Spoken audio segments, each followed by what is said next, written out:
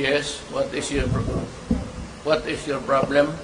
Sir, I don't have a problem. I just want to ask a question. Good afternoon po. I'm Maricel Halili from TV5. Sir, medyo lilihis lang po ako na topic because after your talk to the people last Monday, Senator Manny Paquiao released a list of government agencies na allegedly involved daw po sa corruption, including the DOH. I cannot make up. Sir, Sorry, kasi may ano kaya. Hi sir, magandang hapon po. Tanggalin mo na lang yan. Sabay na tayo magka-COVID. Sir, magandang hapon po. Maricel Halili po from TV5. Sir, last Monday, after your talk to the people, Senator Manny Paquiao released a list of government agencies na allegedly involved daw po sa corruption, which includes the DOH. How do you plan to respond to that, sir? Well, I will tell everybody that kung mention sila ni Pacquiao na may corruption, that they should cooperate 100%. Yung mga, alam mo, yung sa health, yung forward nila, yun yung mga accounts na bayaran ng World Bank, pati Asian Development Bank. Ang yung papel doon, nandoon na pinumard na ata ni ano. So, if the Pacquiao does not know it, I've been telling people that itong gastos ng pandemic, naghiram tayo ng pera sa World Bank, and kung may obligasyon tayo, all they have to do, yung mga creditors can go to Bank, to the World Bank and claim their dues. Wala hong hinawakang pera. So, maghanap pa si Pacquiao ng iba. Siya yung may sabi may corruption. So, it is his burden to identify the office, and failing to do it, failing to prove his case na may corruption,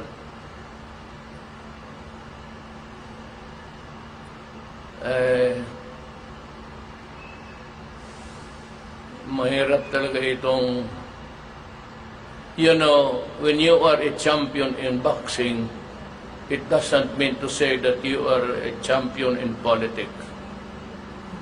So he's blubbering his mouth, tapos na.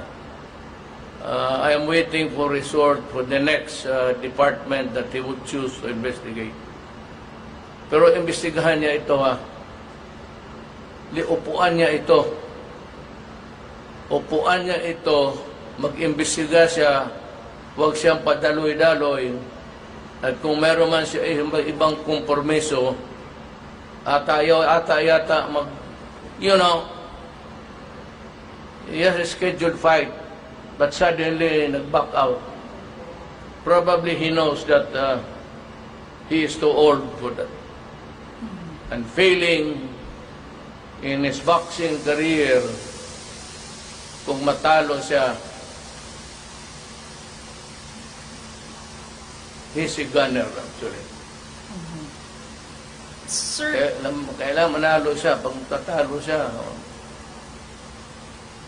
Sir, does it mean na Senator Manny Paquiao is totally out of the picture when it comes to the presidential and vice presidential bet of PDP Laban? Does it mean that you will not support him in any way? Well, actually, si Inday wala pa. We were holding, nirindahan namin yung kabayo namin. Because we had, nandyan si Pimentel, siya, and others. But suddenly, he could not maybe wait for the announcement that PDP will go for him. Ayun, nagwala. Nagsabi, corruption dito, corruption doon. He has been with government for so long a time as a senator. My question to Pacquiao is, bakit ngayon ka lang nagsalita? At bakit umatras ka doon sa boxing? Kasi alam mo, kung matalo ka, you are a gunner. Wala ka. Wala ka talaga. Sir, And those are your inconsistencies in your career. Pero Sir- hintay kami kung sino pa. Pero I expect him to sit in Congress. Do not go anywhere. Finish and find out the corruption that you are talking about. Eh kung mag-report ka lang dalawa, isang buwan, then I would say that you are a shit. A shit is a shit. Magtrabaho ka, hiningi mo yan, nandyan yung mga papel, start investigating, do not go elsewhere. Comply first with your duty as a senator.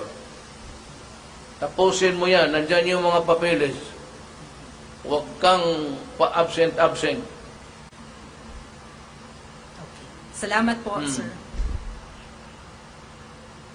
Good afternoon, Mr. President. I'm Joyce Balancio from ABS-CBN. Just like to ask, sir, what's the final decision? Do you have a final decision whether or not you will run for Vice President? Because some are saying, medyo confusing daw po yung recent remarks ninyo on You are alok from sa inyo. ABS-CBN. Yes, sir. So, ABS-CBN is expecting me to lose because they will campaign against me. No, sir. But what hindi So ko I'm na- just following up a story regarding a possible vice presidency that you might seek, since you've mentioned some of your sentiments in your previous public speeches. pang ano lang yun sa political leverage, you would know what is a lame duck. Kaya ikaw, hindi ka talaga papayag na maging shit ka rin. So nandito ka, you try to posturing yan, political posturing, so that they would not treat you badly. Kasi paalis na ako eh. Ngayon, kung natakbo ako ng Vice President, panalo ako, kung hindi ko ka-aliado yung Presidente, all I have to do is to join the military and the police in the fight against crime, drugs, especially criminality, and all. And also, maybe go around the ASEAN countries for a more cohesive relation between them. Kasi wala na ako eh. Sir, you are down to your last year as president. Where do you plan to focus on? Again, I'm down to the last... Your last year as president, where Yes. do you plan to focus on? what? Saan niyo po balak, sir, na mag-focus po in your last year as president? Ako. Yun, nasabi ko sa iyo. Maybe at this time you can say that maybe para to maintain the equilibrium sa lahat, consider me a candidate for the vice presidency at this time. Pero sabi ko naman, space, kasi si Romualdez, kasi I promised him, ganito ang nangyari niyan, ulitin ko. Noong bagong eleksyon, pagkatapos, nagpunta si Lord Velasco, si Speaker, pati si Cayetano, nag-ano sila kung sino talaga. Pumasok itong latecomer na si Romualdez. Sinabi ko kay Romualdez, wag ka, I pulled him aside in one corner and I whispered to him, wag mo na lang guluhin because if you run for me vice president, I will support you. So if Romualdez would hang on to that commitment, sabi ko nga, if there is space, lang, kung wala, Last na lang po for me, Mr. President, why didn't we call for the extension of Bayanihan 2 funds? I believe, sir, yung Bayanihan 2 law has already expired and some are saying sayang daw po na hindi po na-extend. There are many projects of the government, especially our COVID-19 response, that are not yet funded as of this time. Hindi ko nakuha ito, but ang ating kasing problema, the real problem can be answered in one statement. Yung supply. Right at the beginning of the COVID, when everybody was scrambling to get hold of vaccines, were it not for China who donated, that was our first grab. And subsequently in trickles. Palit-lit lang, 50,000, gano'n. Then another 1 million, I think, from COVID. Yan ang problema natin. I do not see any problem kay Galvez. I do not see any problem kay Health Secretary. Gusto nga nila paalisin. Sabi ko, bigyan mo ako ng rason na paalisin ko ito, si DOH. Wala akong nakitang kasalanan. Bakit ko tanggalin? Against the advice of the many, even cabinet members, sabi ko, I will stick with the man na walang kasalanan and working only, doing his job. There is no coherent reason why Duque should be out. Pero kung gusto niyang umalis, ibang istorya yan. Pero really, mahiya ako mag-ano ng tao na walang kasalanan. After all, ako yung sabi sa kanya na join me here. Yung sa sinasabi ni mo sa vaccine, as they come, but remember that we have yung dumating ngayon should be intended for the second dose. Kailangan iuna muna sila. So when you say that there is 1 million, and if there is already 1 million vaccinated for the first time, that 1 million will go to them for the second shot. Thank you so much, Mr. President. Hi, good afternoon, Mr. President. I'm Mela Las Moras from PTV4. Sir, ilang araw na lang, ilang linggo na lang ay huling State of the Nation address nyo na po.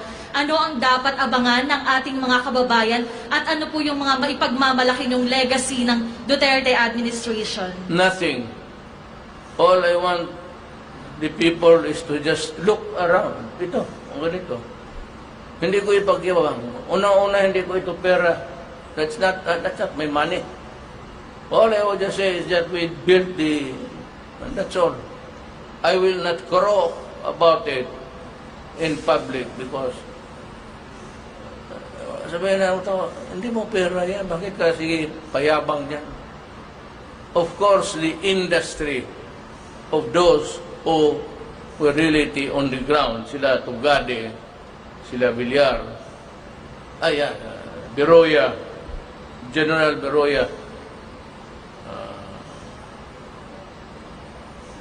yun talaga ang nagtatrabaho. Pero ako, I will just mention what were the projects completed without necessarily attributing the miracle to me. Worker ako ng government, nagtrabaho lang ako. So wala akong dapat ipagyabang. Nandito lang ako to say that it is completed. But after that, I will shut up.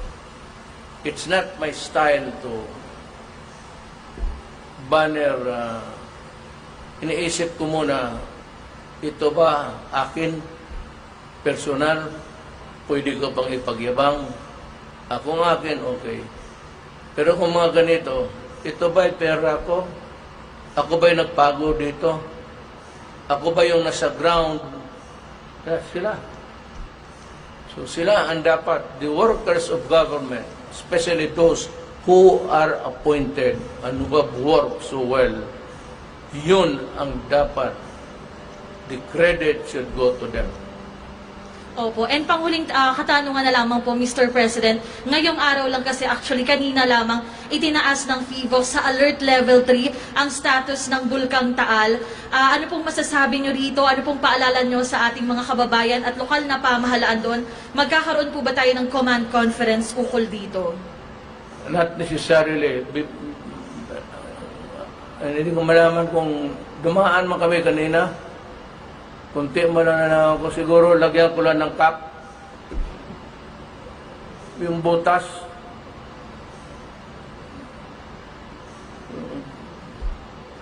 Taal na yan. May paalala po ba tayo, Mr. President, sa mga kababayan natin doon? There is always an exigency measure of government. Anong pangyayari? Nandyan sila Attorney Abalos. Kanila yan. Yung ibang trabahante ko, hindi ko nakita. Baka nahulog na doon sa butat. I was expecting to see them there. Here, brother. We will raise the alert on the level that it should. Now it's just a rumbling and it's spewing. I don't know if it's really the artist. Apektado daw tayo. But it's not really a grave concern for us at this time. Maybe it will degenerate into something bad. By that time, you will know. Andiyan na lahat, naka-posisyon na yung yung mga kaya ng DSWD, si General Bautista, si Rolling, nilagay ko yan dyan because methodical yung niya. Mayroon na siyang advance sa mga warehouse for mga satulong. Pagka pumutok yan dahil, mayroon na doon, naka-station na yung mga tulong nila. Okay. It could get worse, but I said, there will be instant gratification because there are workers on the ground ready. Yan ang gusto ko sa military. May methodical ang nila. And the rest are also good. Okay. Maraming salamat po, Mr. President.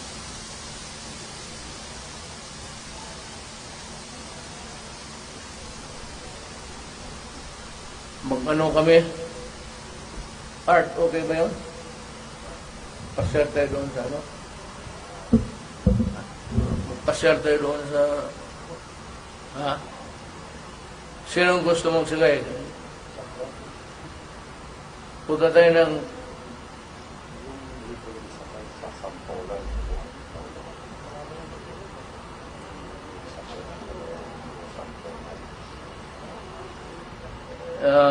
let me clarify. Yung libre for 2 weeks should be Santolan to Antipolo stations and vice versa. Now I'm going to ask for a favor. Gusto ko, hindi kasi ako nakakasakay ng train sa totoo lang. Walang train sa amin eh. Karumata marami. Gusto kong magsakay para mamasyal. Ana?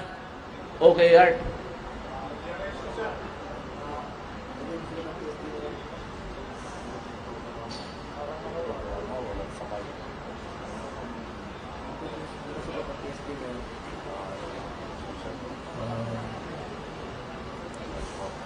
I'm sorry, but the Presidential Security Command will not allow anybody else to ride.